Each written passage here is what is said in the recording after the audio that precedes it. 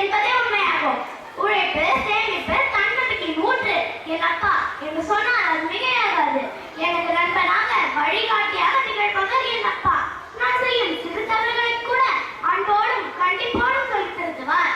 நான் வாழ்வில் சிறந்த நிலைக்கு வருவதற்காக தன்மல மட்டத்துடன் 1000 முழுதும் உழைப்பவர். அவர் ஒரு கடின உழைப்பாளி. என் முதல் ஆசிரியர் என் அப்பா. நான் நன்றாக படிப்பதற்கு உதவி செய்வார்.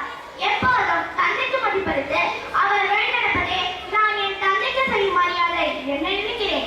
தான் பார்க்காத வேடத்தை தன் பிள்ளை பார்க்க வேண்டும் என்று நினைப்பவர் அப்பா. அம்மாவின் கருவறை எவ்வளவு புனிதமானதோ அது போலதான் தாங்கி பிடிக்கும் அப்பாவின் கைகளும் புனிதமானதுதான். உடலாலும் மனதாலும் நான் உழைத்த போதிலும் ஊக்கம் தந்து என்னை வழிநடத்துவார் என் அப்பா. என்னை மட்டுமல்ல என் கனவுகளையும் சுமந்து கொண்டு நடக்கிறார் என் அப்பா. தோல்வியில் துவண்டு விடாமல் இருக்க கட்டுத்தது என் அப்பாவின் தோள்கள். என் அப்பாவின் வியர்வை துளிகளில் எங்களின் கனவுகள் விழுகின்றன. அப்பா, நீங்கள் என்றால் வீட்டில் தன்னம்பிக்கை தான் என் பலம். சிறந்த அப்பாவாக மட்டுமல்ல, வாழ்வில் நல்ல நண்பனாக என் அப்பா இருப்பது எனக்கு கடவுள் கொடுத்த வரம். வாழ்வில் உறுதியாக மட்டுமல்ல, வாழ தேவையான தன்னம்பிக்கையும் கொடுப்பவர் அப்பா. சிப்பிகள் இருக்கும் முட்டை போலதான் அப்பாவின் அன்பு வெளியே